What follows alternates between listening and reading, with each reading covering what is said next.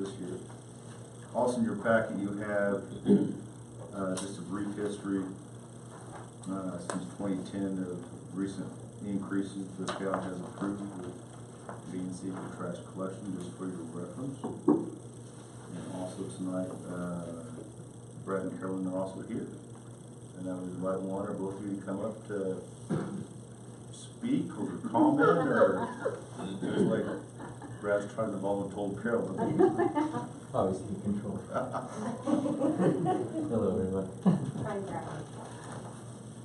Hate to have to come and do it again, but we kind of warned you of how it was going to be, and they have the track record, and I guess with the accompanying letter, it kind of explains itself. So, what do you think? I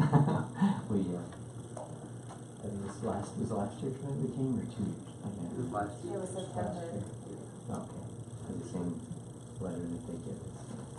So I would assume it's not going to stop. You anticipate they're going to just continue to do annual increases? Oh, yeah. Yeah, it used to be every 3 years, and it was larger, and now we get a 3-year contract with annual increases. So those annual increases actually add up to more than their one-time 3-year did. So there's always a motive, right? So that's why they changed it to a 3-year contract with annual increases, so that the total would be more so over that 3-year period. So it's a straight relay as far as it's 5%, and I think we're 2045. So just to make a round figure, we were requesting 2150, which would be 4%, I believe. And that gets us a straight across break even. So you're requesting $1.50 increase? $1.05, yeah, to 2150. 2150. Yeah, otherwise everything would be 2167, but there's no reason dealing with that extra 17 cents. I bet you'd like that, wouldn't you, Mary, to have just a round figure? Don't we have? Once it's in the computer, it's all the same. Oh, that's true. But the 2150 would be fine if that would be acceptable. Okay, and the reason I asked is the town also has an administrative fee of $1.15, is that right, Mary? It varies. We try to stay around $1.50, but we adjust it to make even amounts as well. Okay. So that's a 23. Yeah. So residentially, they go $1. Yeah, 105. Where's the landfill located? You guys think? You know where Alt is, and you go on Road 14, straight west, approximately 7 miles. So for us from here, it's one way around 35 miles, 70 miles round trip. So from our whole service area, it's roughly average of 30 miles one way. So, excuse me, total of 60 miles to 75, depending on where we get loaded. So it takes a long time. When you go into there, you sit for half hour, sometimes 20 minutes, depending on how many trucks are ahead of you in the scale. And they're in no rush to improve that. They can care less. They're sometimes 10, 15, 20, and you sit there for a half hour. Then you get in, and then you sit again because you're in line to unload at the face area, because they only let 3 to 4 trucks unload at a time. And you have to do your clean out, so you're in there about an hour, plus an hour drive both ways in the truck through all the new stoplights. So it's about a 3-hour turnaround. And the traffic, yeah, changing too. Just purely out of curiosity, the Erie landfill would be not cost effective? No, that's owned by Republic Waste, or Republic Services. They're the 3 major ones in the world now are Waste Management #1, Republic, they're out of Florida, that'd be probably #2, that's close. There's American Republic, which acquired a really large one just south of us, Gator. I don't know if any of you have known of Gator. They were in Commerce City, Brighton, Fort Lupton, and whatnot. They were just purchased here in the last year by another conglomerate. And they're, I think, Florida origination also. And let's see, Browning Ferris, they're now Allied. So they own the landfills. So that one is owned by Republic, which is approximately #2 in the United States. Waste Management #1 in the world. So we had to, since that one was close, we got contracted. So you can't even unload outside of that contract and go somewhere else. When you're contracted with them, that means 100%. So they give you a bit of a reduction for what you call It just when you do a drive-in unload, just a drive-in, we couldn't even begin to afford to go outside of that. Plus you can't because it's illegal to do that with the contract. So there you go, we're contracted, and they have one more facility, which is the Kingsburg facility, which is 4 miles back in north toward the Gutterson Ranch from Kingsburg. So it's about the same mileage, but neither of the landfills are maintained very well, and we're so heavy that to go to Kingsburg, we sink and get stuck, or the road is just in horrible shape. And it's bad enough at all. All used to be maintained really well, and that has diminished in about the last 5 years. It's horrible. So that gives you an idea. We're contracted to them source. And, the only other facility is Larimer County, and that's owned by Larimer County, which was projected to close within 10 years. I bet that's down to 3 or 4 years, and that's exclusively Larimer County. If you go into there outside the county, then you pay more than a county resident from Larimer. So there aren't a whole lot of choices.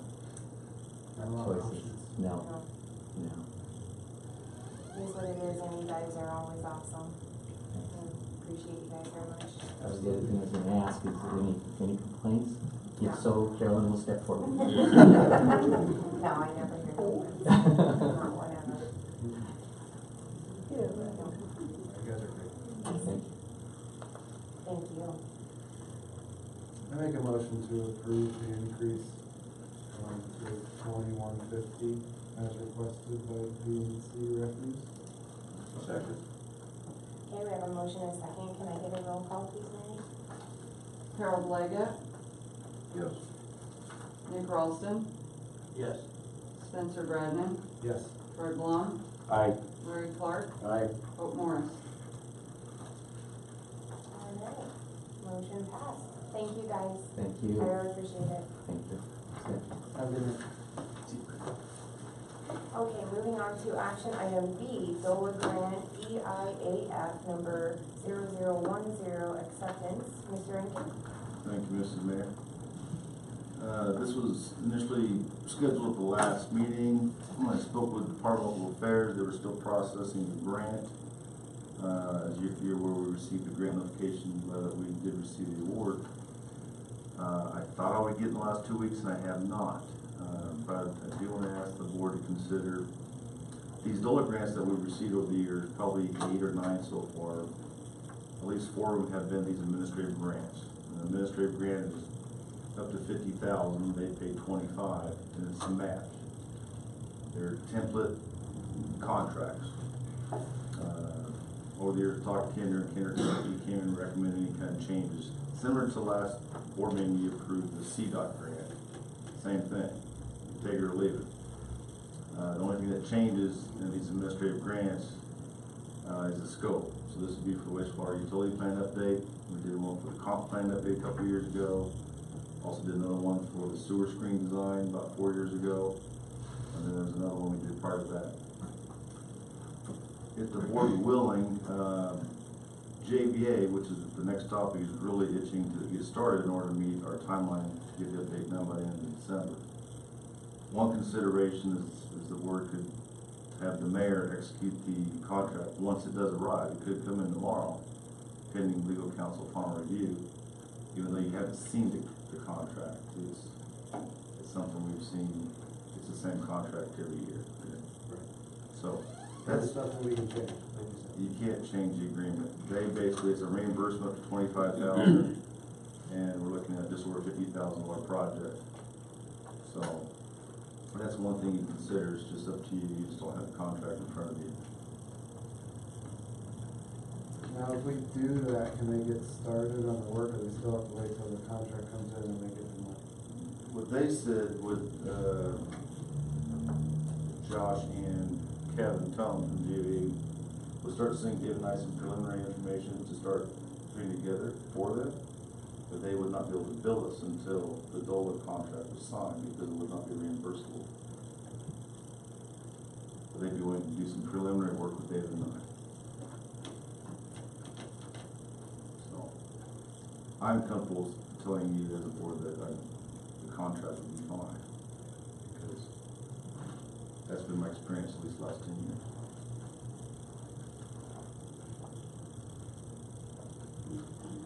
So you're saying the documents aren't available, so we're looking at the second options here? One of the two options, yeah. The other option would be extending this till the September 4th board meeting. But if it comes in tomorrow, then JPA, we can't do it. We want to get started right away, so. We want it by the end of the year. Right, is there anything else we can do to expedite it? Like, since we know the money's coming, can we just take it out of our fund and give it to them and then get it back when it comes, or is that not? If we want reimbursement until both the mayor and the state controller's office under DOLA sign it, then they send us back a signature. So if it comes in tomorrow, they can't start until both Adrian and the state signs it. But usually within a week of sending it back, we get it back. Because otherwise it's just sign and send back, that's all it is. So if we wait till the 4th, we're still looking at mid-September, time to get back a signed contract. So that's just an option the board can consider. I'm comfortable recommending. Make a motion to approve the DOLA grant EIAF number 0010 as presented. Authorize the mayor to execute same. Second. I have a motion and a second. Can I get a roll call, please, Mary? Nick Ralston, Yes. Spencer Bradnan, Aye. Fred Blum, Aye. Larry Clark, Aye. Hope Morris, Harold Leggett. Aye.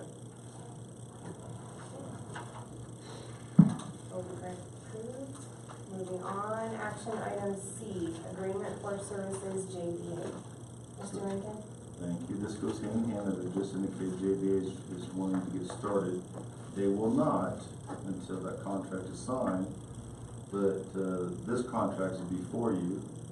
If you approve it tonight, you preliminarily approved, Kinder did the contract. Again, I didn't want to have to sign it until the full contract came in.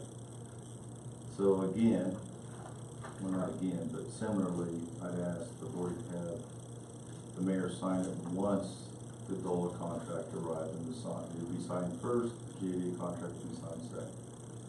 That's my recommendation. Whenever that may be. So we just need to make a motion for this part. So I'll make a motion to approve the approval for the agreement for professional service for, was it JBS? JVA engineers. So the mayor can execute Once the DOLA contract. once the DOLA contract is approved. Second. I have a motion and a second. Mary, can we have a roll call, please? Spencer Bradnan, Aye. Fred Blum, Aye. Larry Clark, Aye. Hope Morris, Harold Leggett, Aye. Nick Ralston. Aye. Alright, motion carried. No, those are a little unorthodox for the that DOLA contract, just a matter of getting here. I think it's ready. Thank you.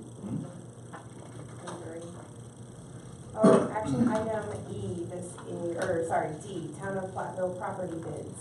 Mr. Rankin? Okay, David helped me on this one, these are properties posted along with Mary. As you recall, in the last month or so, the town board considered selling 3 properties. One at 410 Goodrich Avenue, the second is an empty lot over in the Schultz subdivision on 32.5, and then about 2.69 acres over by the ditches by the dairy. I'll speak to these briefly. The one property, the 2.69 acres, is landlocked. It's surrounded by the dairy property, Todd Harris to the south, and the Camp Farm to the north. So they were all offered opportunities. Otherwise, there's not public access to that roughly 2.7 acres. I don't know if we received a bid on them or not, but I don't recall anybody coming in. I know we sent out information to those 3 property owners. I think all 3 were interested, but again, I don't know until the bids were open if they were submitted. So those really weren't publicly offered because the public could get access to them. These other 2, 410 Goodrich, which we internally called the old shop, which it used to be the plug workshop and the police department on the north side of the building before this building was built in 1996. It's been used for cold storage all these years. In recent years, we've acquired some property next to Town Hall. We've talked about expanding public works, adding on facilities here. The board agreed to sell this to see what funds we could use to do those expansions, as well as the empty lot in Schultz. The empty lot in Schultz, when basically it was Garden Green subdivision, what we call it Schultz subdivision, was developed. That was reserved for a park. There's never been a demand for the park. When I first became town manager, I talked to a lot of residents up there at the time, and they didn't feel comfortable having a park next to that road. This lot we would reserve a utility easement along 32.5 for future use if needed for water treatment, because that's fairly close to our master meter that comes in on County 25. And that's something the town engineer has discussed with David and I over the years. If that comes, we'd like to have some property to put the treatment station, very small, but something kind of like a lift station building, if you will. I also had all three properties, they weren't appraised. I talked to Mr. Wiedemann from Krebs and Wiedemann. He provided an opinion, which he's done for many years. He's certified to do so. The minimum bid for the property on Schultz, that empty lot, was $20,000, and the minimum bid that he suggested was $140,000 for the old shop at 410 Goodrich, because it also comes with water, the share of CBT water, and the water and sewer taps are already taken care of. So that has a $50,000 value. We combine those with the impact fees that were part of the project. Do you have 140,000 on your paper in front of you? Mm-hmm. 14,000. As a typo.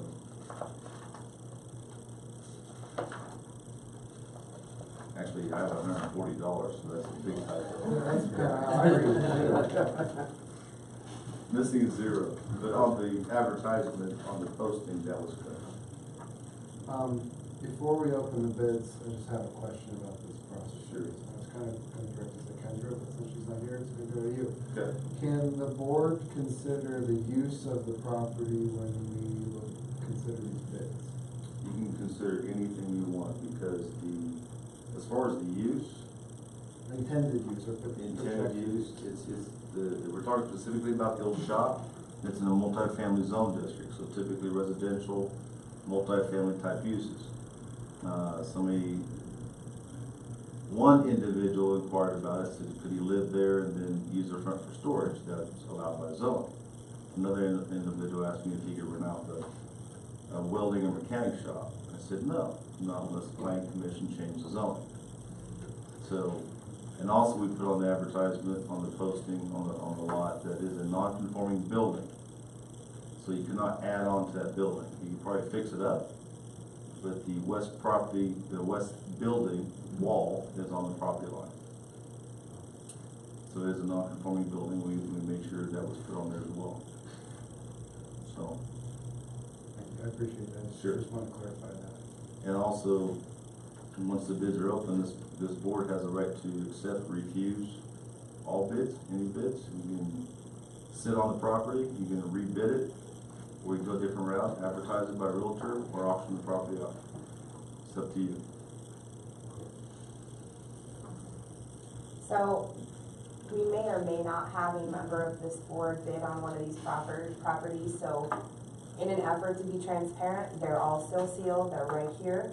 I'm gonna pass a couple of bids over to Larry and a bid over to Troy, and we'll just open them all and we'll figure out what's in them right now. It's not all totally marked with property. No, so there's one here that is Schultz, this one's unmarked, that one's unmarked. I have two that are for the Fourth. Goodrich. Okay, We do one at a time, please. you okay? Because I'm gonna have Mary write them down, please. Okay. Right to left.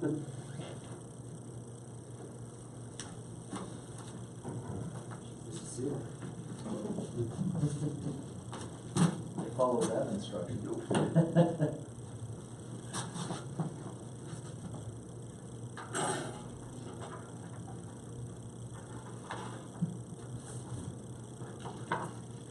So just want me to read it? Yes. Dear Platteville Board of Trustees, in response to the town's Platteville request for sealed bids, Bella Holstein's LLC hereby submits a bid in the amount of $10,501 for the property described below for the 16614-A, 250 by 350 foot, platted and known as N2NE4, Section 9, Township 3, Range 66, Central Park, Platteville, in southeast corner. Fellow Horseshoes LLC agrees to pay the above referenced amount upon notification if our bid is accepted. Thank you in advance for your consideration. If this bid is accepted, please contact Jared Hendrickson at 970 whatever. So that's the 2.69 acres, that's, even on the plat on the wall when the town was platted, the central part, it's over by the ditches. Is that 10,501? Yes. And that's the one that's landlocked. Yes. Okay, so I have one that's unmarked.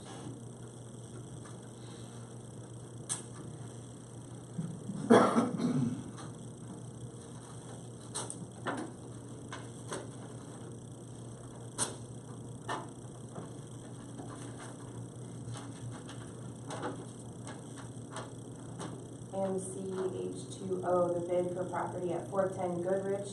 I've been informed the building will need to be moved and possibly rezoned. I plan to run my water treatment property management company out of this location.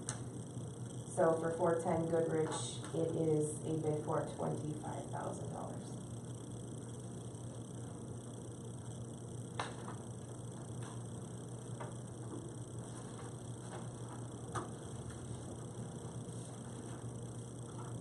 This one says Town Hall bid lot, keep D1 GG out, lot A, Garden Green, Section 18, Township 3, Range 66. So that would be Schultz. Yes, that's in too much, so.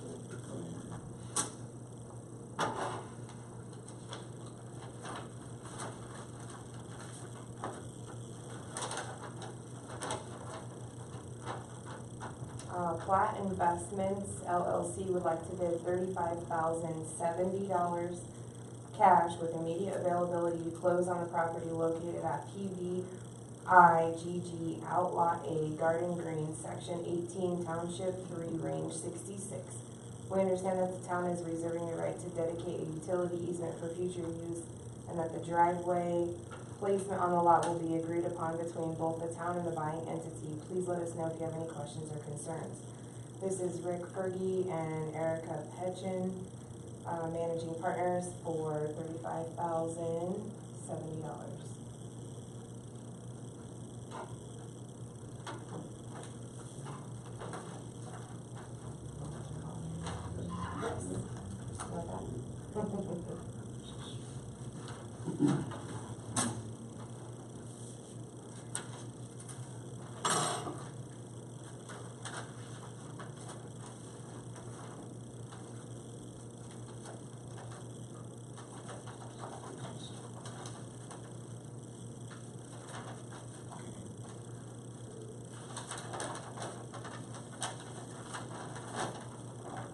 Town of Platteville regarding sealed bid at 410 Goodrich.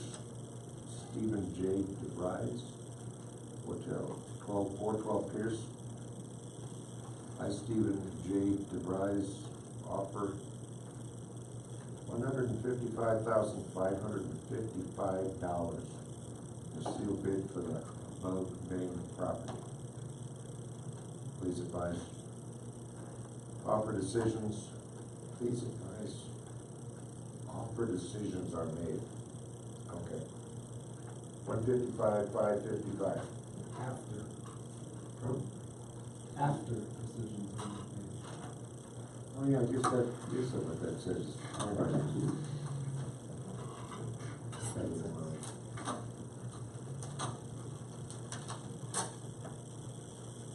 And last but not least. Is that in both months? Yes, it is. This is also for the property on Goodrich.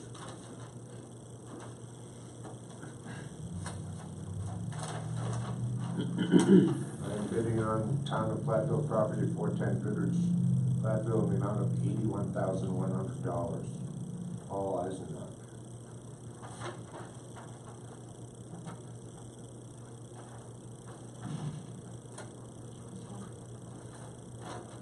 That concludes our bid opening. Yep, that's all of them.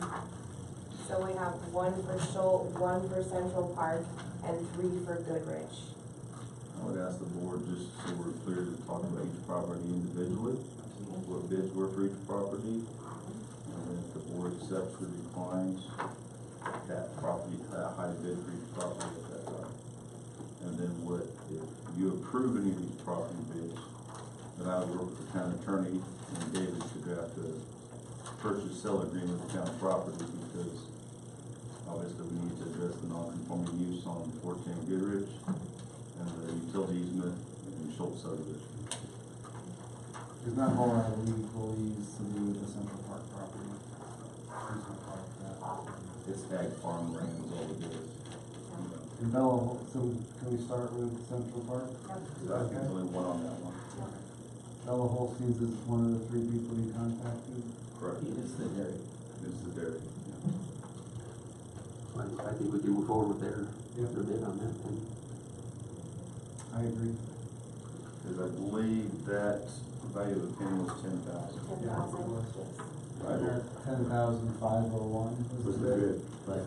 So they came in over the bid. They're one of the 3 people we wanted to get it, or we thought we should get it. We could even have a use for it. Okay. You didn't want this in the form of a motion then? Yeah, I did motion roll call, please. yep. I make a motion to accept the bid for the property at Central Park, Platteville of $10,501. Oh, from Bella Holstein, sorry. Second. Motion and a second. Mary, can we have a roll call, please? Troy Blum, Aye. Larry Clark, Aye. Hope Morris, Harold Leggett, Aye. Nick Ralston, Spencer Bradman. Aye. Alright, that bid is accepted and passed. Do you want? Please. Down to Mr. Rankin. Okay, the Schultz subdivision also only has one. Can we move forward with that one, please? We have one bid in the amount of $35,070. What was the minimum on that one? 20. 20, okay. And it was, yes, Any discussion on this one?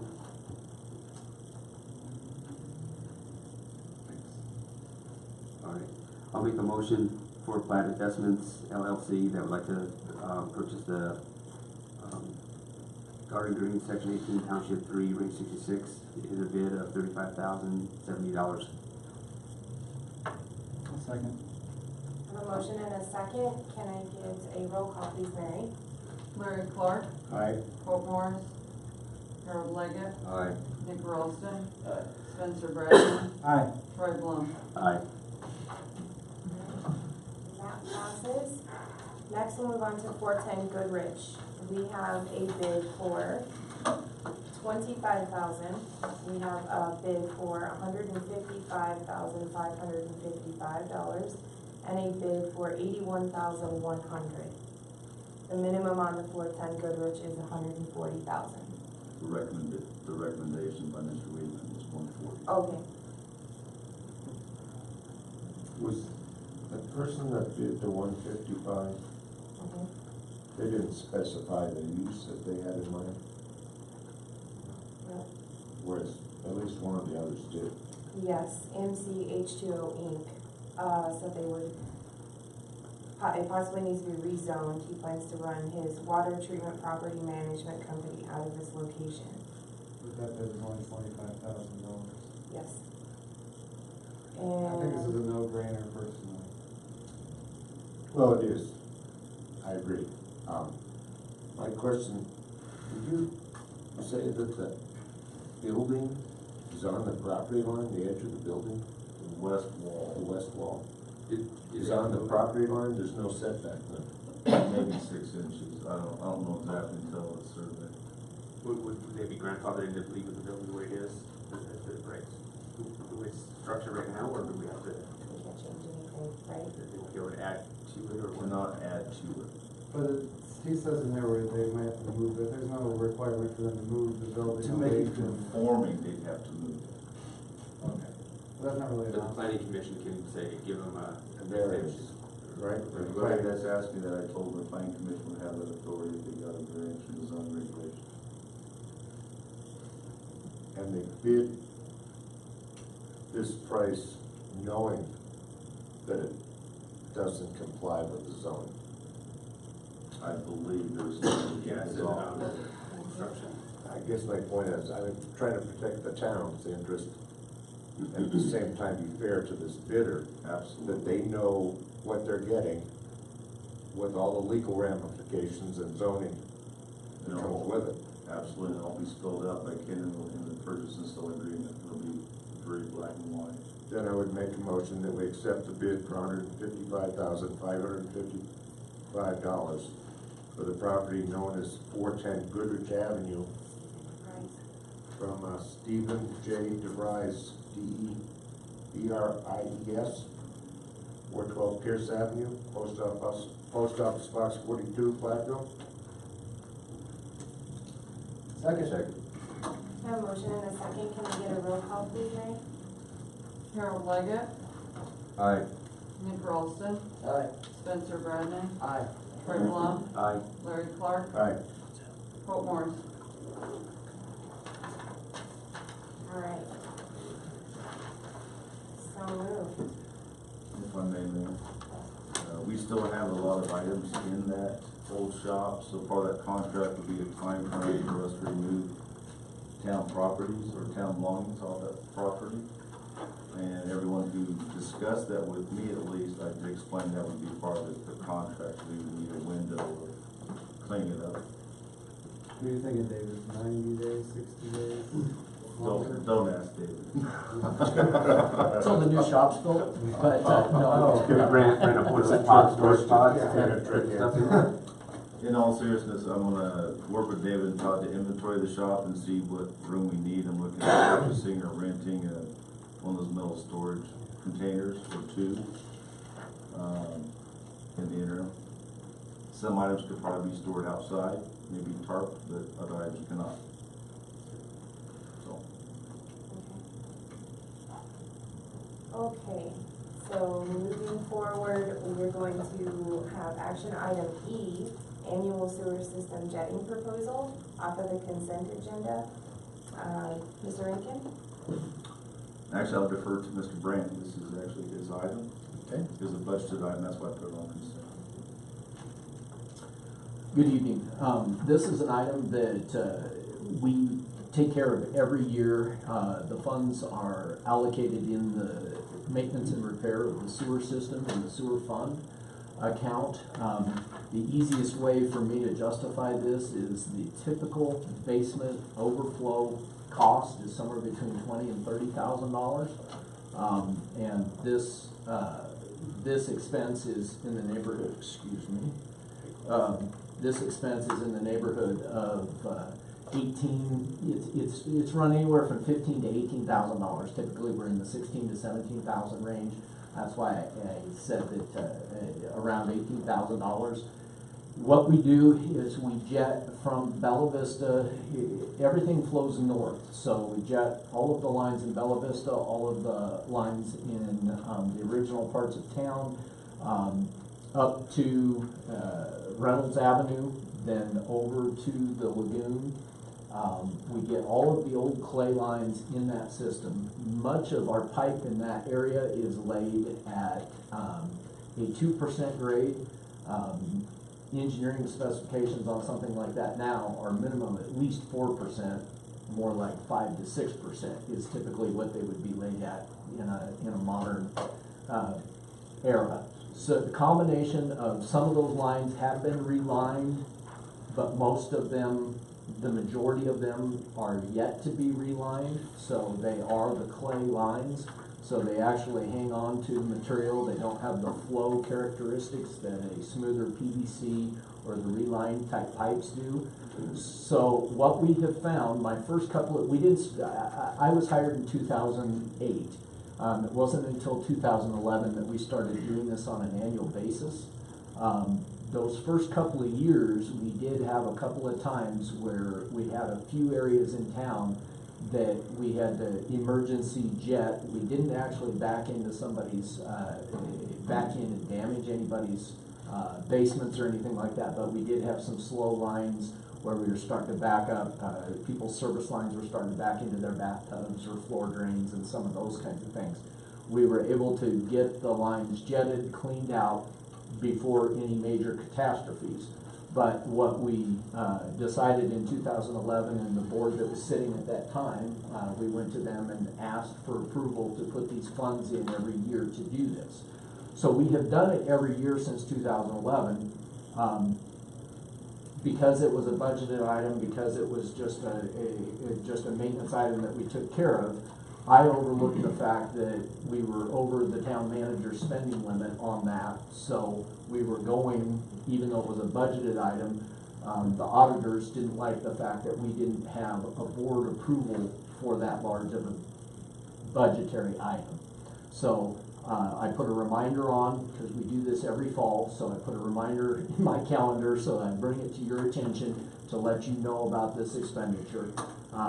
We just spent about $6,000 with them, jetting, cleaning, and then TVing a couple, 6 sections of line, and I mentioned that in my report, getting ready to do the slip lining that we will do. We have to have a very clean, detailed report, video of the line before we do the slip lining, so we know if we've got some point repairs to make or something like that that would cause an issue with the slip lining when we get ready to do that. So that's why we had brought them in to do that. And Dale's Environmental is, excuse me, the company that we've used for a number of years. They, when we do have an on-call situation, they respond in 2 to 3 hours. Which is very prompt in the sewer world unless you own the equipment yourself. I've watched them pull guys off of jobs in South Denver and up in North Fort Collins to get them here in an emergency for us. Their prices have been competitive when we've compared them to other companies, but because they're based out of Greeley and out of Denver, they've got crews back and forth all the time, so it's they like to work with us because it's we're a convenient community for them to service as well. So I'd be happy to answer any questions about this item. Pretty satisfied with their performance, I take it. We have been satisfied with their performance, correct? We haven't had any basements back, please. We don't have any conservation. I thought you were already doing it, that's why my basement shower cups and stuff. I don't think your line might have been one of the ones that I would have to look at the, I don't remember what your address is, Harold. I'd have to look at where we just had done that work. Because when they do jet the lines, it does create there's a lot of suction that goes with it, and then as it goes past the service line, sometimes there will be some blowback that does happen on a service line that either isn't vented properly or is very close to the main line. So Yeah, I was almost getting out my rotor rudder to go to work again. so yes. I make a motion to approve the sewer jetting proposal as requested. Second. I have a motion and a second. Can I get a roll call, please, Mary? Nick Ralston, Aye. Spencer Bradnan, Aye. Troy Blum, Aye. Larry Clark, Aye. Holt Morris, Harold Leggett. Aye. All right, motion carried. We'll move on to reports. The police chief, Mr. Rankin, since Carl is not here.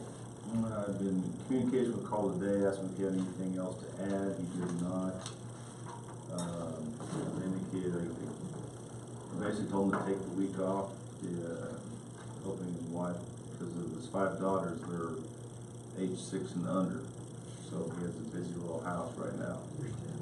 And I remember, because I hired Carl back in 2004 and watched him grow with his family. I know he didn't take a lot of time off with the other ones, so I thought he deserved it. So, if you have any questions for him to pass on, please let me know, and I'll talk to Carl tomorrow. questions? Okay, we'll move on to Public Works, Mr. Brandt. Thank you, Mrs. Mayor. The only thing that I will add to the report right now is something that we have been coordinating over the last week or so, but we're kind of finalizing things later this week. All of the batteries, there are 6 batteries in each of the tornado sirens. Those are the original batteries that were installed with the sirens back in 2009. Some of them are still showing positive. Some of them are showing that they should have been replaced a couple years ago. So the sirens are all functional. They all function off of electricity. The batteries are a backup if we were to lose electricity. So we haven't had a situation that has called for the batteries, so we've been blessed in that area. But we are going to be, you're going to see a significant purchase coming down the pike here in the next week or so. Those had been ordered. The town manager found somebody that the price was almost $60 better than the best price I had found per battery. So About $170 per battery, we need 24. So Public Works staff will be going out, pulling all those cores on Thursday, taking them up Friday morning, getting the new batteries and getting them all put back in. So that is the only significant item that didn't make it into this report. If there are any questions on other items, I'd be happy to attempt to answer those. What's the service life on the new batteries? I want to say they were a 60-month, but I'm not positive. They're the same batteries that we put in there in 2009 that were originally installed. The same company, the same. It's a deep cycle battery that they put in there, Spencer. I want to say it's Optima. If I may, this originated because one of the batteries, just to recap so everyone's familiar, was after the 08, what I call Gilchrist Windsor tornado, not just Windsor, but Gilchrist as well. Barb Kirkmeyer, who was interim between her time as commissioner, was interim manager of Gilchrist. She pursued emergency management funding for a lot of the communities to acquire emergency warning signals, sirens, tornado sirens. We also received the gas backup generator here at Town Hall, and also a portable diesel generator that we'll use to quote unquote light up the community center now that we have a transfer switch over there where we can add power. During that time in 09, when the funding came in, we worked with Century Siren. They're still in business. And there was 3 installed in Platteville, 1 at 1685, and then 2 in Gilchrist, all part of one project. I believe LaSalle acquired at least 2 of them. And at that time, Century Siren did not recommend putting one on the north side of town because of their graphics. They didn't think it was needed. It is needed. So I have a quote from Century Siren that you will see next month when we talk budget, because I want to add a 4th siren in by Schultz subdivision or around the community complex. For those batteries, to answer that question, are a 5 to 6 year lifeline, which I did not know at the time. I ran through my paperwork and it wasn't disclosed, but what happened is one of the sirens in Gilchrist did not function during the test. We typically test them every April. And what we've decided, I've spoken with Chief Wire, Chief Dan Durkee, the fire district, as well as Trudy and Gilchrist, is that we're going to do one more test once these batteries are in. We will make sure they're completely functional. We're going to do that here in about 2 weeks, the second Saturday of September on the 8th. We'll make the announcement in the community. The next year from April through August, we'll do monthly tests. So, and that's recommended by Century Siren manufacturer. So we'll probably do that on the first Saturday of each month, depending on any kind of issues. We may have to alternate that schedule. So, just kind of add some more information to your question. Are those batteries kept on like a trickle charge from the electricity, or are they just stand alone, hold the charge on your own? I could attempt to answer that, but I'd be lying to you if I did, because I don't know for sure. We don't have to do much. Because we don't have to do anything with them. But I believe there is a trickle charger of sorts that's set up as part of the big box that all of this comes with.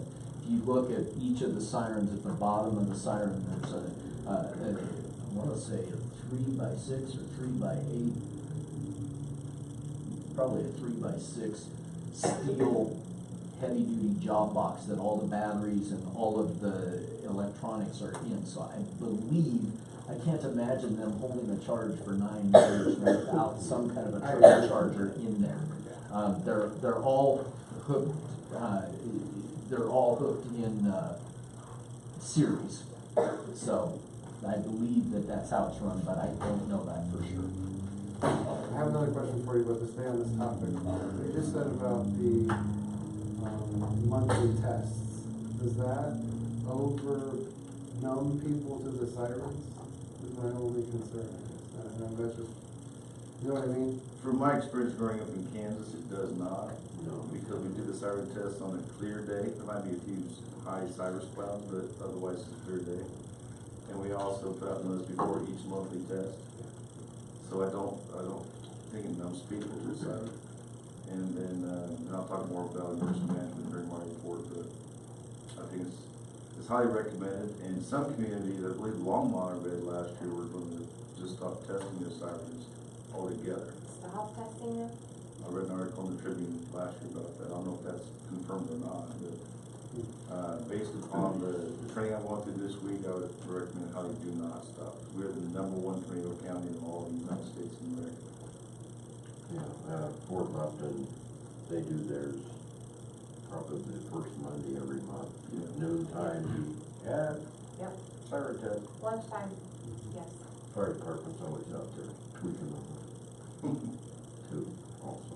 The road or the water main repair that was done on Elizabeth Avenue? Yes. The road work, is that something we'll have to budget to repave it or it's dug up, or how does that process work? That process works that David made a phone call this morning to a contractor to get in there and get that repaid. So, typically, to answer your question, Spencer, part of the maintenance and repair budget in the water fund is what is basically discretionary funds for that type of a road repair. So, if that was one that we had dug up in February or March, I would just wait and we would do it with the summer bid or the springtime patching repair. But I still separate those out so that the water fund pays for them, not the street fund, because that you know, that's not the street fund's fault that we've got a potential pothole there now. So. Anything else? Thank you for all your guys' help with Marcus. That was awesome. No, I will pass that along. They were still pretty tired puppies today, but, We'll move on to the manager's report, Mr. Lincoln. Thank you. Obviously, Harvest Daze last week. This week I'm in training, emergency management, FEMA training. It's been a few years since I attended. It's been a long week already. It's only Tuesday. We did a 4.5-hour tabletop drill. This is 125 participants in my class. There are 8 FEMA instructors from all over the country, from Florida to Washington State, Southern California up to New York. A lot of experience. They've dealt with between the 8 of them, they've dealt with every significant catastrophe in the last 40 years. A lot of good training. We had a scenario today where the tabletop involved all 125 participants, and we were broken up in groups by classification of skill set. I want to say stuck, but I'll say stuck. I was stuck with the 5 Board of County Commissioners from Will County. I don't know how I got that one. But, Think about moving on up? no. No, they talked openly about their dealings, and I don't want to be part of that. But the today was very simple. It's realistic. I mean, a tornado hits down on F4 right in the middle of Frederick, stays a mile 47 miles through Milliken, wipes out the power plant, wipes out organic dairy, half a millican, takes out again the sewer plant with Evans, crosses over UNC, goes over Briggsdale, and ends up taking up off the sky out of Kyoto. How do you deal with that? We spent 4.5 hours discussing how to deal with that. Oh, wow. So, one thing you need to know, that I talked to Mr. Roy Rudisil, he's the Office of Emergency Manager of Will County. I'm putting together a training for this board, probably in January. And because it's usually not talked about a whole lot. Usually when we have an incident like the floods in 13 or the tornado in 08, that happened right before you came here, I believe. Yeah. But we vividly remember 5 years ago the floods of 2013. I deal with that with local emergency services, with the fire, Will County, EOC, Emergency Management Center, and other authorities. You typically don't get involved. In 13, the mayor at the time could have established a declaration of emergency, but we weren't impacted enough to do that. Well, that could help us get additional funding. You could establish curfew, so on and so forth. So Adrian, as mayor, has a lot of responsibility, and in her absence, Mayor Pro Tem takes on the responsibility. But one thing we talked about today is you have a governing body. We have the table reserves for emergency management. I'm going to recommend next budget to bump that up more than just 3%. It needs to be at least 5% of the budget. But anyway, I'll brief you probably more once my training's done, so we have a lot of information to pass on. In my report, I mentioned a couple points of interest. Mr. Bachman, the Platte River Farms, that contract you have purchased. I'm sorry, we didn't get a report. Oh. Sorry. I thought you did. That was the last one in. Sorry. Oops. I'll print You them will out. report to us. He didn't meet your Yes. timeline, did he? Okay, well, Wow. Mary will send this to you tomorrow. Last year was a You're gonna nasty throw day Mary to under the do an bus. effective. It's Harvest Daze, understand. I know I did it because it's in my packet. It is. Basically, as I always do, I summarize the, in my own words, the board meeting. One thing I indicate on the financials, and you'll get this in your dialogues tomorrow. As of the end of June, we're at 58% of the year. Our revenues are at 74%, expenditures at 58.7%. A lot of expenditures year to date because of our projects. And we have received about $381,000, $600,000 in revenue over expenditures. The budget's doing pretty decent. That's general fund. And as of the end of July, we have a $2 million unrestricted fund balance. And so we're doing okay. Sales tax is the biggest revenue coming in right now. I advertised for a community service officer, not filling at this time. I did not get a lot of responses. As you know, I'm contracted currently with Safe Built. Chris Pratt's his name. He's looking at possibly going out on his own. Safe Built's considering not doing code as in the future years. So I'm gonna wait on that. I think Chris has done a really good job. It's just he's limited to 1 day a week because that's my budget right now. We'll talk about that in budget as well. This Friday at 10, I am, don't be shocked, I'm meeting with Mr. Ermer from Excel Energy. We're gonna walk Main Street, probably get the undergrounding resolved Nice. and move that project forward, hopefully.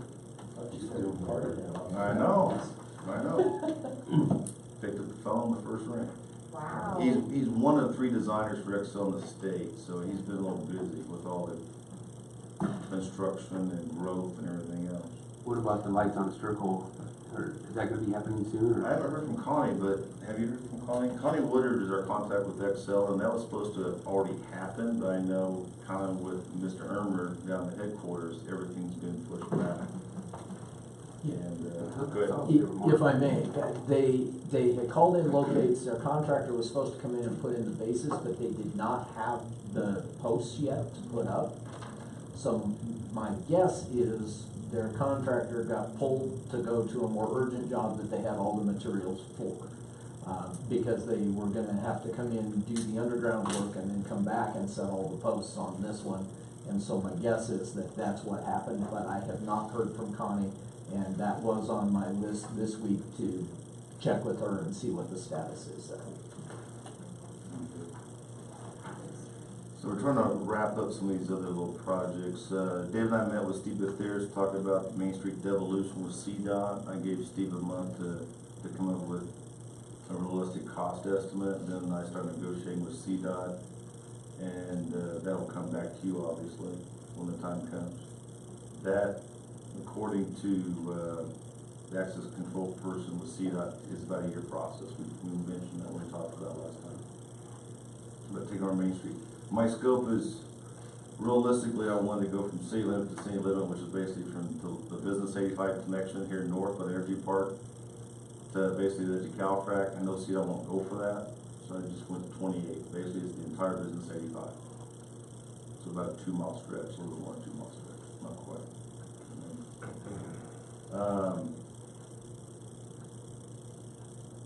Just kind of scan it. Since you gave me a report, I'm going to make sure I didn't miss anything.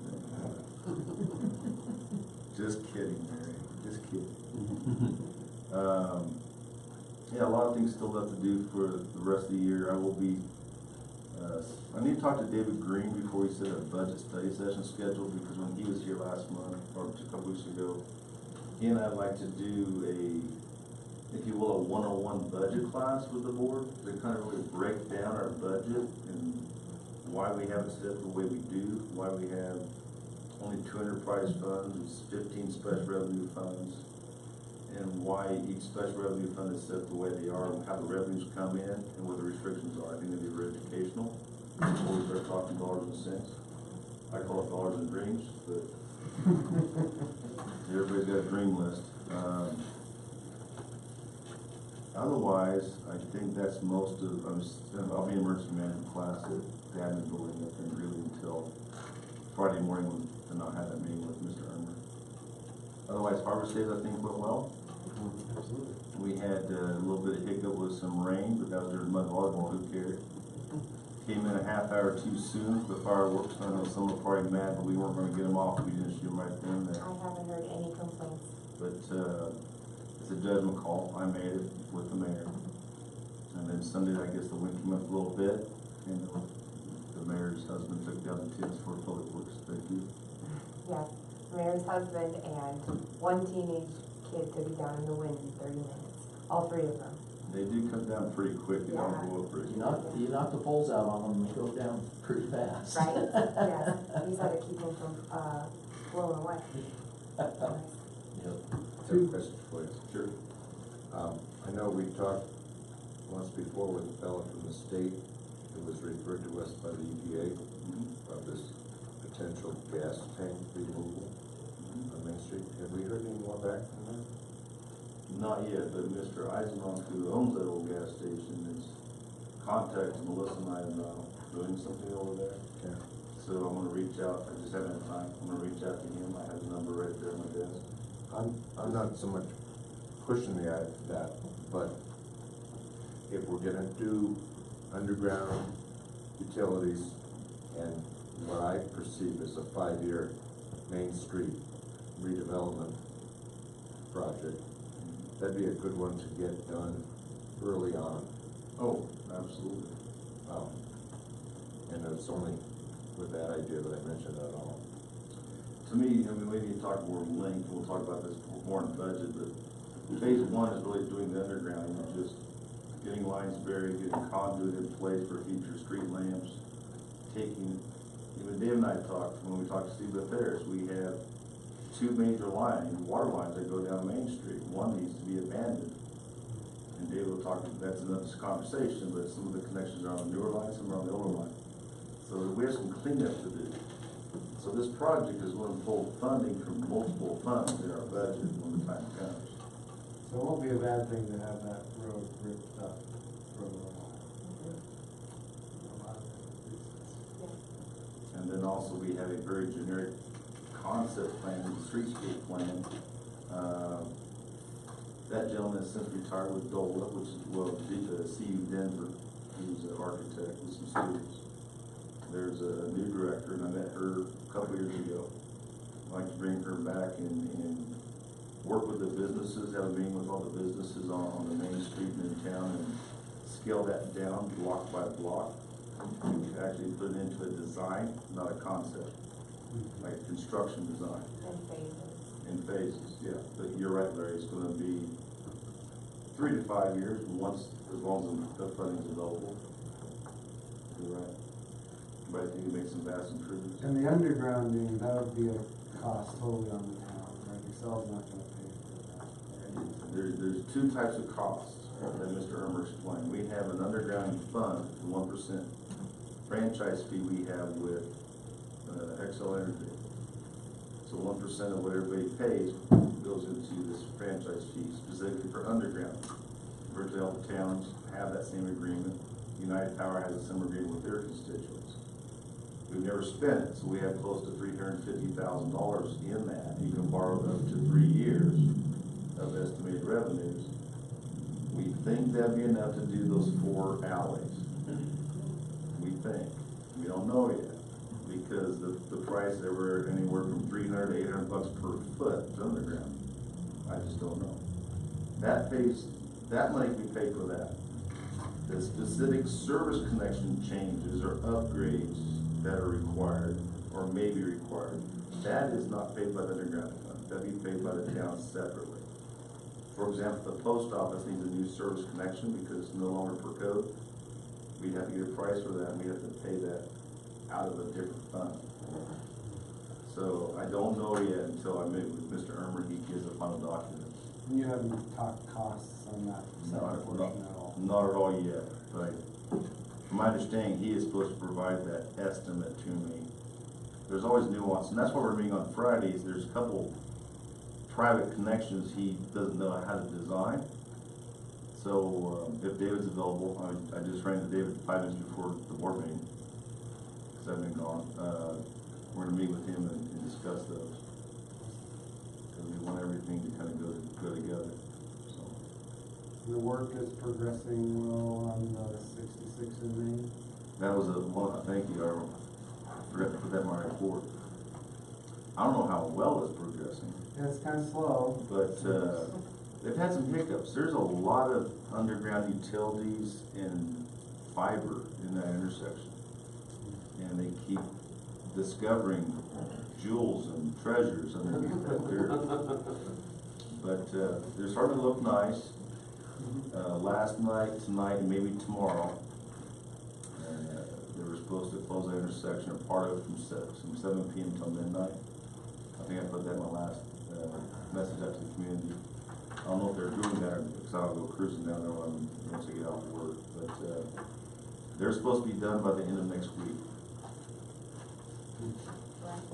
Per their contract, they're supposed to be done by the 30th next Thursday, or the 31st next Friday. And I think they'll get it done, but I haven't had. Today they had a briefing here at 9 o'clock at Town Hall. I missed that, so I wasn't part of that conversation. Mountain Constructors from Platteville on Main Street, they had the bid for that with CDOT. May I step in and give you a quick update? Step all over. The work tonight, they canceled due to the high threat of rain, and they were working with the storm drainage.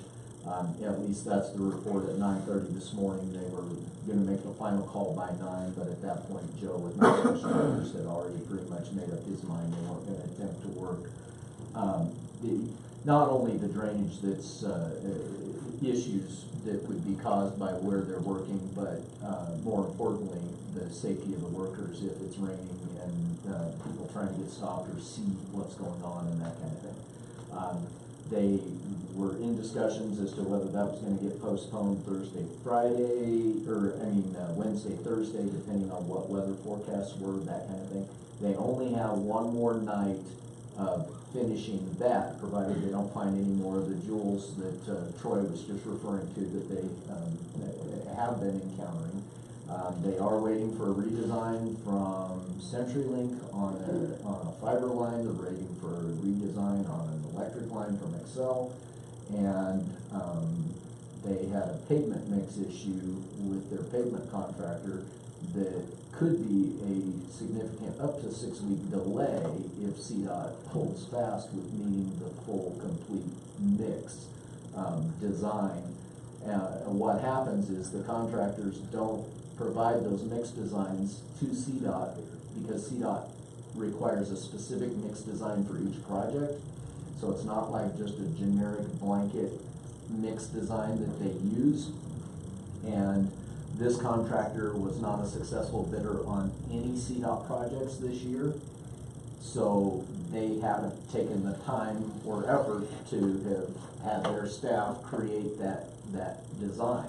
So that was the biggest discussion this morning, was this is only 80 tons of material, which sounds like a lot, but for a CDOT job is a very, very small project. They were trying to get, that contractor happens to be Asphalt Specialties, who has done work for the town in recent years, and work in Greeley and over in Milliken and Johnstown and Windsor. So they were hoping that CDOT would accept the fact that those specs had been used, the city of Greeley's spec had been used in the last, 12 months here in Platteville. So would they accept that spec? So that was the biggest discussion this morning during the meeting. So there will be, if they get that passed, get the spec approved, then they're shooting, weather permitting, for a week from Monday/Tuesday again to do the patching, depending on how weather and everything goes. That's gonna be pushing it close. So, The school started. David, I have one other thing for you. I just thought about up north of the lagoons, 32.5, the road, we patched those areas. They're getting bad again.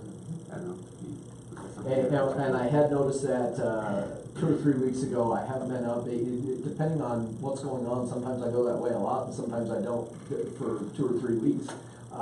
I noticed that they had been getting bad. The guys took some cold patch out there and put in a couple of spots that were getting a little more rough.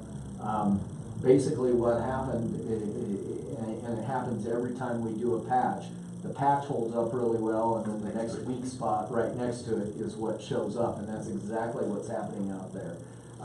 Because that road was it was a millings rebuild, it wasn't a true asphalt rebuild. It comes apart a lot quicker and a lot easier once it starts to go. And so that portion where we did have them patched, it's seeing the truck traffic and coming apart literally at the seams. I mean, literally right next door to where we patched. So we could, I will look at funding with Troy as we start to cool off here a little bit, before it gets too cold, to do some patching and see whether we've got any. I think we've expended pretty much everything we've got, but we just paid the bill today for the chip sealing, and so that was $2,500 less than we had budgeted. So I might have a little bit that we could do a little bit more patching out there in those areas. So if nothing else, maybe I'd buy a rough road sign. The poles on Main Street have got a lot of compliments. They look fantastic. The product that Anadarko graciously provided us for Reynolds, how long is the life expectancy on that for going? 6 weeks on a good time, 8 weeks if we're really, really lucky. What it does to them. So, And we can't disturb it during that time frame either. yeah, we can't put the grader on there, so as the washboarding starts to come back and any potholes that appear, we won't put the grader on there until it gets really bad, because once we put the grader on, then the material's gone. So, It worked very well for intended use. it did. Not as good as asphalt. Yeah. That's all I have. Any questions there? Any other questions? All I wanted to say is thank you guys for coming out and participating in Harvest Daze. I think it went well. Staff did a great job. Everybody else involved did an awesome, fantastic job. Thank you very much to all the staff that helped out. Make sure you tell your whole team. They were great. Yeah, I couldn't believe it. Like, there's a ton of kids out on Friday night and at the parade, and there was a lot of young families out here. So it was good to see everybody out and having a good time. And the carnival was great, and jumping castles, and stuff like that, so, good.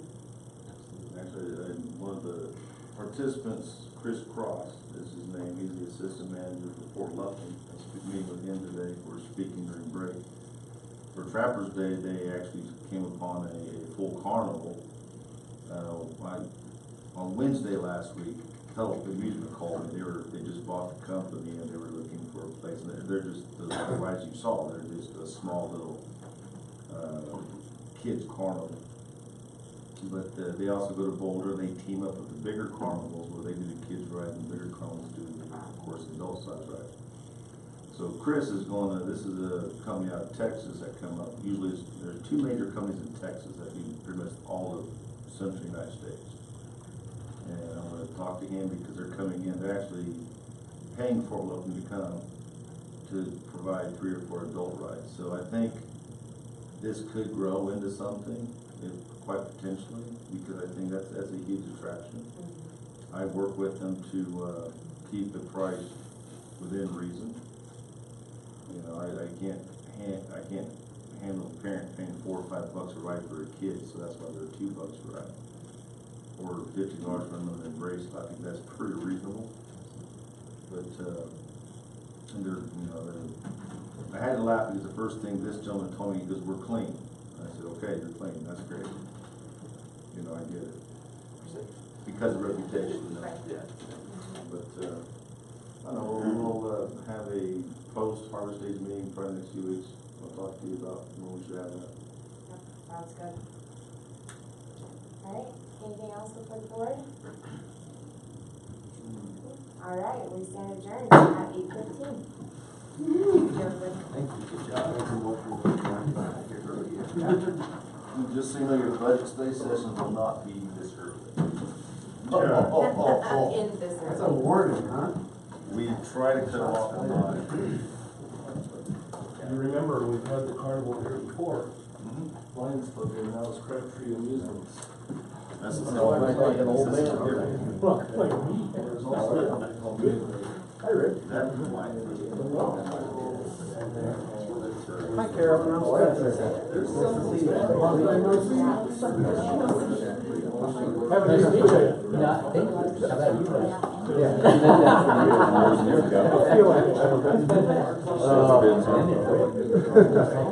I had no idea. I was gonna say something, you ought to know. What do you want, man? How are you doing? About the contact. What the zoning criteria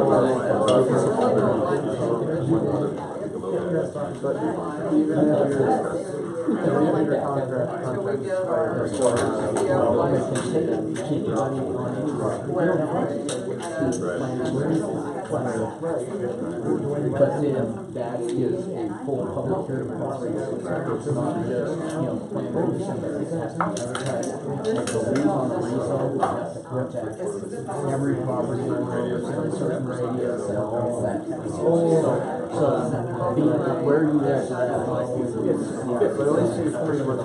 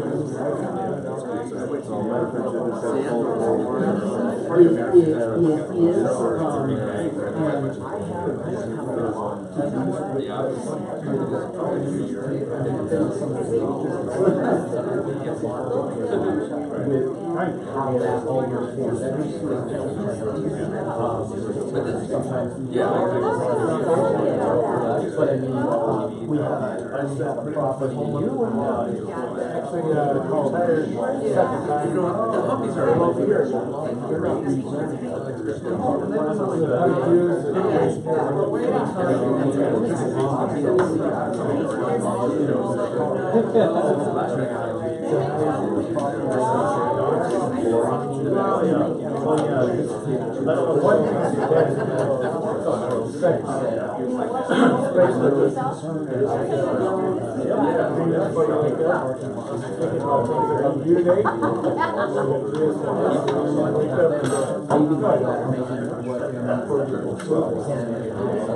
Oh, good, good.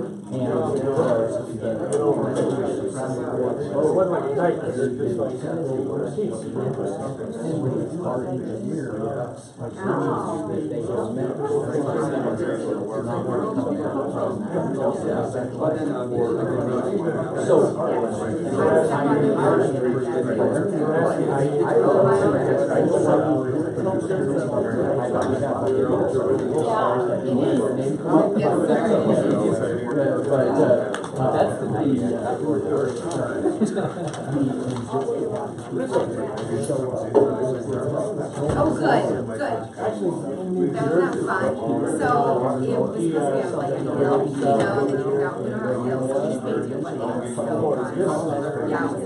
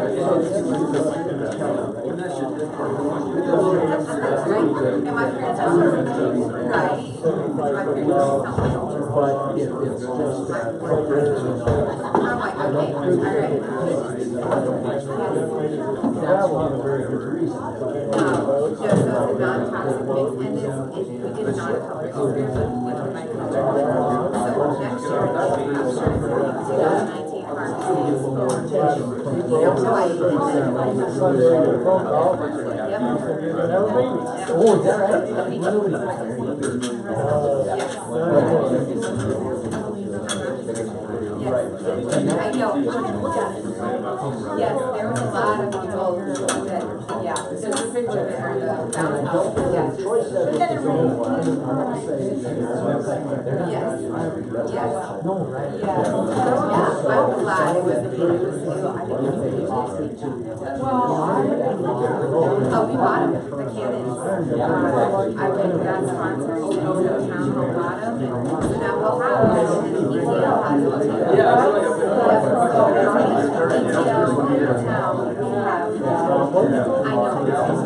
No, I understand, so, yeah,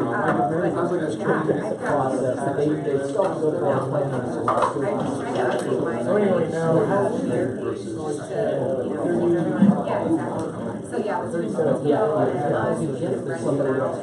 Hopefully we'll see a lot more of it too, and then just, people's applications, there could be, sliders, so, yeah. You know, the one guy who did our water business. He just told me, no, I'm not happy at all. We're consulting you right now.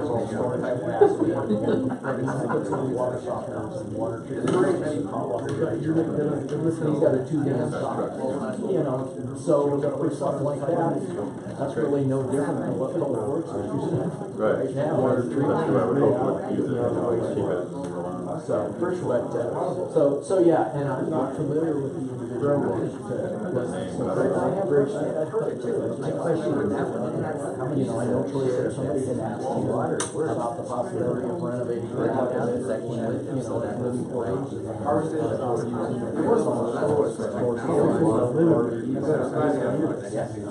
I'm not sure.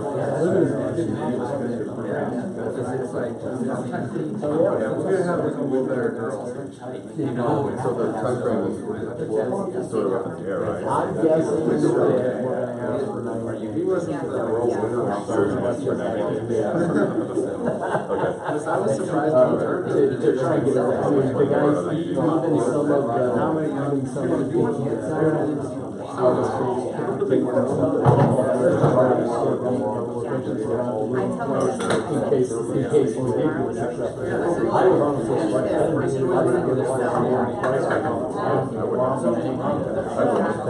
it. Yeah, that's why you didn't. I was gonna bid under, but I didn't feel it. Well,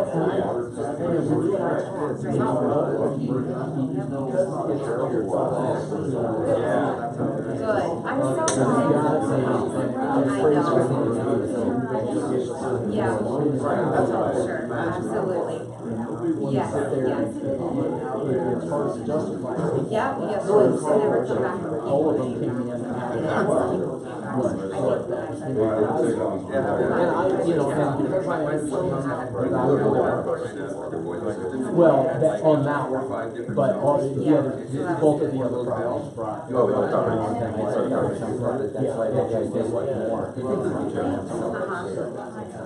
You know, and I'm sure both of those people probably are. Oh, they're not here, they might not know, right? Well, that's that, you turn it over.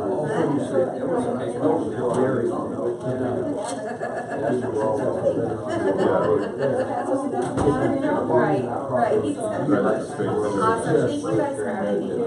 But why the town? They're not even gonna notice, they're not even gonna Oh, no, there'll notice. be absolutely no difference. The only difference is they notice is that they haven't got it, somebody else has got their hand. So that's, but that's why I pointed out. The people that were connected to it. If you would bid on it, there's no public access. So, if you want to try and get across the whole property to get to it, I bet since he's got real hang out and put himself up on there, he's not gonna be real, you know, yeah, here, let me just give you, and so he's gonna get there, you know? So it was a unique situation where it was like, everyone couldn't try it, so right, yeah. Town manager's house over The helicopter going usually will give a road, right? Yeah, that's what you told me. So anyway, That was gonna- all right, guys, so it was good to see you. I thought it was And, yeah, and if there's something going on or whatever, I mean, put the agenda up on our website, so if there's something that you can stop or whatever. And, I'll be coming. so I, it was like, oh, Cool, sounds good. You bet. See you later. Nice to meet you. Hi, Carolyn. How are you? Nothing changed.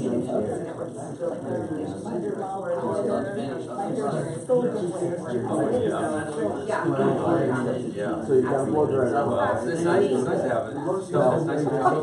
Yeah, funny part about it is I get to know Well, there you go. Sure.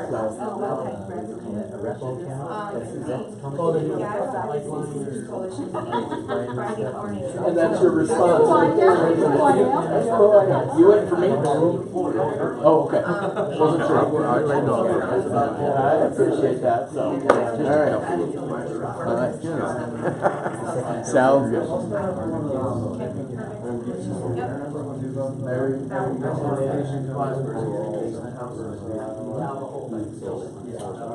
I understand.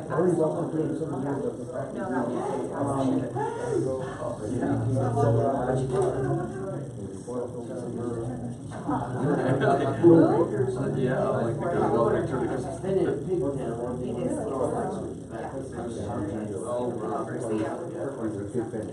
yeah, I had to replace some breakers when because I've been thinking about it for 3 years, but Michelle was always telling me about this is always doing this, this is always doing that, so I'm going through and fixing breakers and redoing things and putting new plugs. Thank you. Thank you, sir.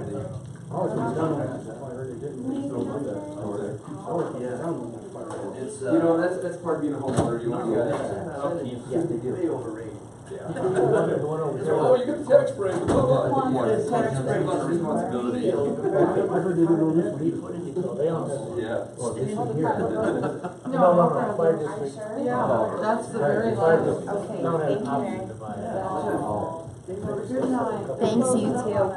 Thanks for coming. coming. Eventually, I think. I'm Adrian. Nice to meet you. Thanks for coming. Congratulations.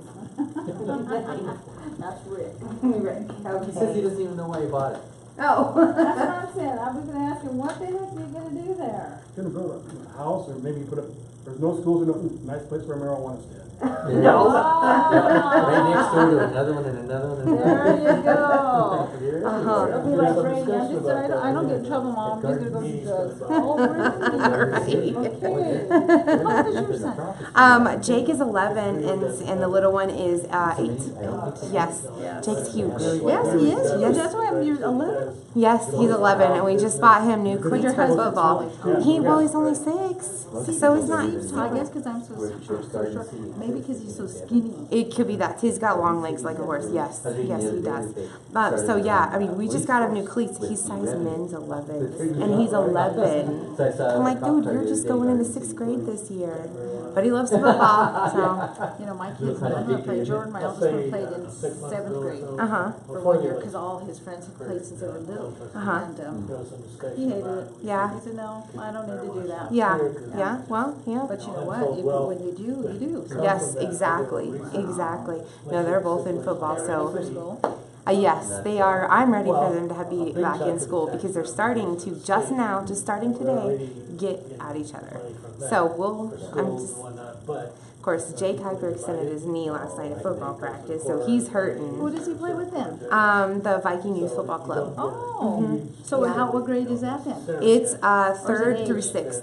Yeah, 3rd through 6th. 3rd through 6th. Wow. Yeah. Who coaches it? We have a club. I'm actually on the board for that too. So yeah. You just like doing all this stuff. Well, yeah, I do. I really do enjoy it. Yes. More to it. And you have to, you know, if you have the time. Yep. And sometimes I'll try, I'll say, let's do this or that or whatever, and I'm thinking, because I was talking to Brenda Odenbach. And she said, you guys are coming to run for Harvest Daze. And I said, no, because like I said, we had these other plans. There's like only 6 runners, is it? Yes. Or 6. Because school hadn't started yet, and that's usually and I how. told her, I said, you know what, maybe we need to help her next year. Yeah. Brad's a runner. Oh, okay. And I said, maybe we need to help her. Well, and Reggie and Gordon are leaving, so we're gonna get a new Is rep. it, is the rec department the ones who organize it? Yes. They run? Yep. Yeah, because usually it's, we used to do it. Well, I'm gonna be starting committees in town, and I can send that information over to you if you're interested in any one of those committees. Yeah, because you know what, I used to do Harvest Daze. Right. Oh, good. Back in the day, when it was still the Chamber of Commerce, like, Right. like 10 years. Right. And, Oh, wow. yeah, it was like me and Brenda and us at the bank. I did the booth part, and then I would tell them, you know, I can't make all the meetings because of work. Right. But they already knew that I knew what to do, Right. and it was like the booth people were usually the same one. Right. They would contact me. Yep. Carolyn, I'm gonna be there. Yep. And it was just like. Absolutely. So, but Yep. yeah, we all took our one little spot and we did it. And the town took over, and that's when it was just done. Yes. Yep.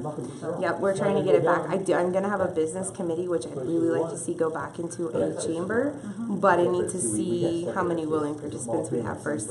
And the town shouldn't really start it, but so if somebody would take that initiative, that would be awesome. But so I will definitely with the know. chamber meetings and stuff we had, it's because it's always at lunchtime. Yeah. We know where we're at. No, yeah. It's like we eat lunch on the way to the landfill. Yeah, exactly. Like that, but yeah, because I would tell her, I was really sad. I'm thinking, only 6 people, that just isn't right. Yeah. And she said, well, you should at least come and walk with me. And I said, well, Yeah. Yeah. I Well, don't know. Well, maybe we'll. Yeah, absolutely. So I'll be in contact with you about those, and then that would be We'll see awesome. what we can do. And I don't want it to be formal. I don't want to scare people away. I want people to, and evenings, whatever works. I don't care if it's at the bar, the Village Rate, the meetings, So, and I'll have a trustee kind of own each one of the committees, and that way we can get more involvement in town, build more community. And that's still too, because with Brad running as much as he does, he knows, well, he just like a lot of the, well, see, back then, when we did it, we had the run, it was called the Country Run. And what it did is it started at the school, but it went out to the nuclear plant. Oh, And then okay. it came back. Uh-huh. Well, back then, that's before I knew anything about runners. They are just weird. You ordered the Our box, shirt but did just not went order weird. it. You come at like 6 o'clock in the morning, you're wearing those little short shorts and it is cold. Right. Well, of course, you Yeah. know, and you have to dress like it's Right. like that because or otherwise you're too hot. Right. But we used to have a lot of people back then. Yeah. And they loved going to the country. Yes, okay, So- that's interesting, okay, good to It was a know. good, Good it to was a know. good run. Oh, So- awesome. But like I said, that's back when I didn't know anything about it, What I thinking need you out of guys it are is- weird. We turn the first off. So if you lose something in freight, remember when we, it's kind of like. You should run too. And I'm You thinking, used to lose it in Nuh-uh. freight. Now, I can hardly walk. That's it, my So husband if and you I don't joke get about it all the anything time. shipment- I am not a runner, I play softball So anyway, and, but I'm not a runner, I feel like I'm going really fast and I'm just not moving. I said, you know, he runs so he's so loud on his feet. I said, you can hear me. I'm like a dog on Uh-huh, cow. yep, Honk, honk, yep, honk. exactly, uh-huh. But that's got my okay. truck Yep. at 5:40. And you know, the older we get, 11 it's like hours the more per you truck really per should. day. But Yeah, for the that's last big year, time. though, I did not We have seen him on time. Sunday over at Riley's I house. haven't had time to do it Right. like we used to. Oh, Right. yeah, all the time on It Saturdays. just is, it's depressing Thank goodness because for you know that. what? Don't ever used to let Mhm. work too much He as did, far as he did the hours. Boston Marathon He opened actually. at Oh, 7, he's down wow, to 4. wow. Now that he's on his own, he's a He's pro gonna, he said, I just need Did you you to know Bill? Yeah, because I wanna qualify for the Boston again. Yeah, he had a bad run here at his old shop.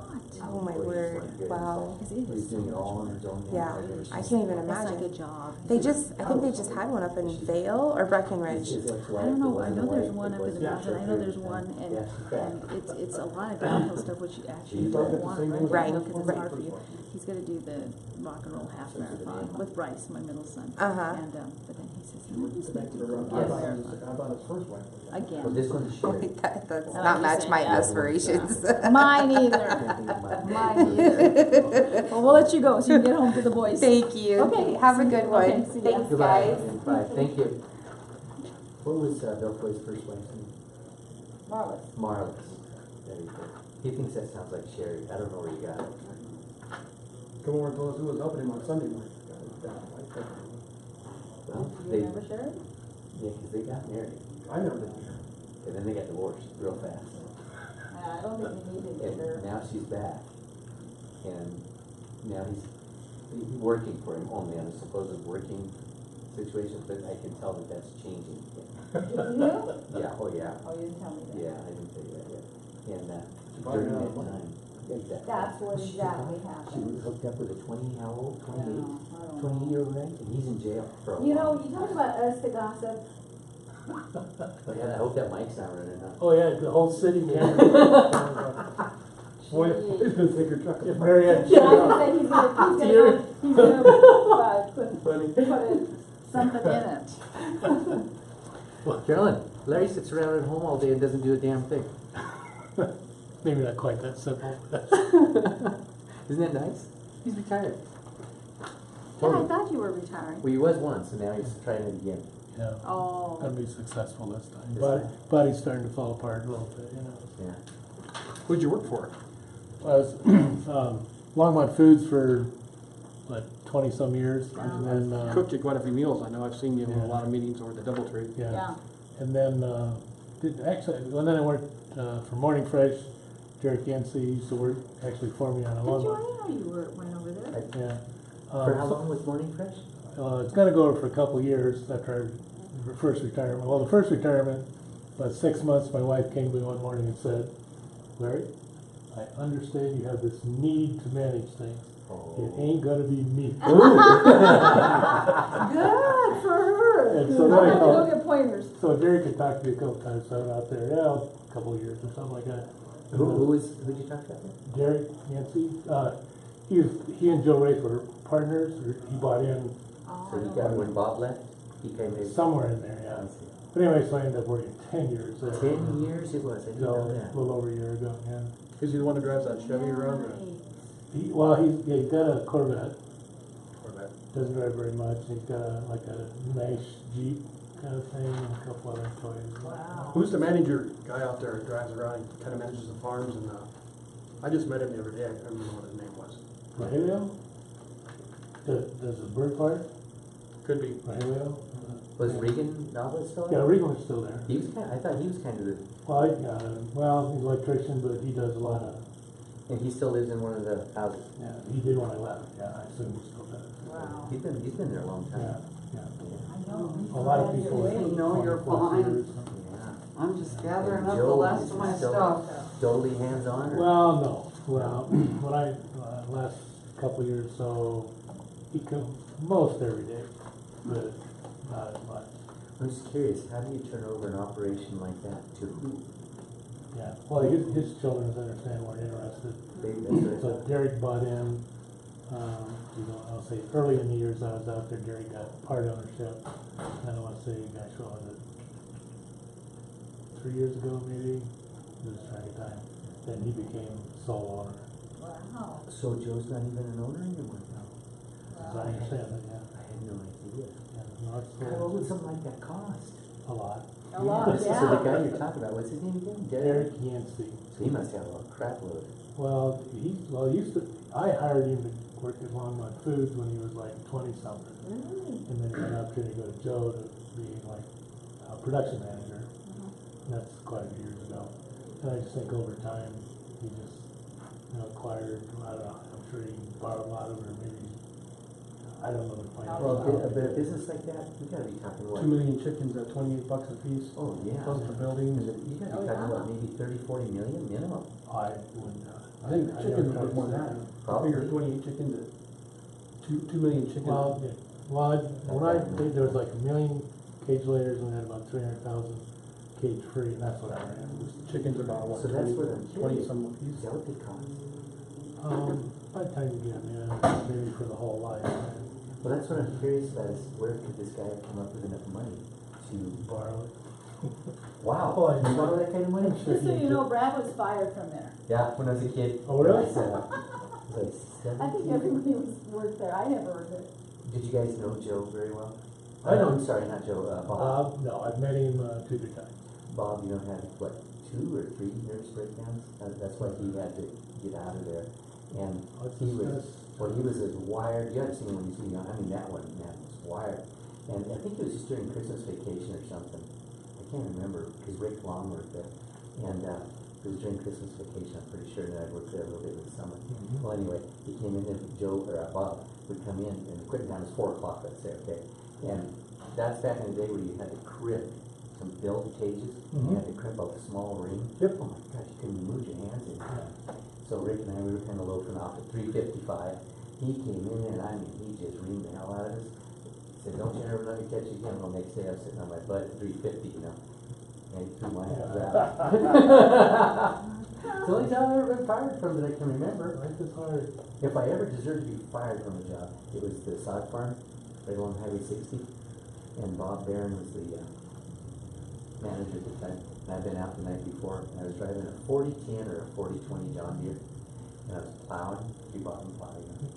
I went to sleep. Came out of the furrow, the whole damn thing. And I'm sure it's upgraded now, but each riser, you know, from the water had about a 3-foot by 3-foot cement. I don't know how big it would have been. It was gay, you know. They were huge. I went right into one of those, tore one up, put the rudder right out of the ground with the plow and all the lines that came with it. He laughed. He started laughing. Probably done that, so. I'm sure he probably had. Once back in Iowa, I was working for a firm, I drove through a fence, plowing, and I didn't know if I was going north or south, you know. Yeah. Not really paying attention. Didn't think I was, just before I realized where I was. He laughed. He laughed too. We had two guys with a sense of humor, at least. Oh, I couldn't. Yeah, they probably did the same thing. We felt guilty to get rid of it. I'm gonna use the restroom. Good to see you. Yeah. My God, it's many years. He used to manage all of those turkey farms out there. Run all of them. Yeah. We were so appreciative that we got the dumpster each side and whatnot. Oh, You know, no, yeah. that's no brainer. Yeah, that worked out really nice. And then all of a sudden, In order, start they around there. ran into the ground basically, apparently, didn't they? I could, a year and a half, or, That was Butterball. yeah. We had the dumpsters there for a while, and then all of a sudden we started getting worse to it. Now they sold off all this property. Yeah, last thing I do was a couple, oh man, they may be gone by then. I think the tree trimmer guy is gone, you know, got the tree trimmer. I think he sold last, no, he sold last year. Did they? Sold sold to somebody for so much, and Darko come along and bought them after, for $1 million. This guy made $1 million bucks. Just flipping it. We have a lot of residents self-built our houses, so we have investors like in 6, 7. The company that bought Butterball from Conagra just really wanted the branding. They really didn't want, and they're, it's Carolyn Turkey's the one that bought it originally, and of course they're on the East Coast. And going to, I think the 30 wasn't too bad, because that's where a lot of the Holford, Butterball stuff was done. And they already had big work for the processing in their own company. So they really didn't want to be this far west. Oh, that's how it works. I mean, that's like, that's just how they acted. Everybody was kind of saying. They never really seemed to care much, did they? Missouri, everybody kind of raises their own birds, and they're gonna pay nobody to stay in a house. Well, they were virtually all contract production. Along with food, pretty rare to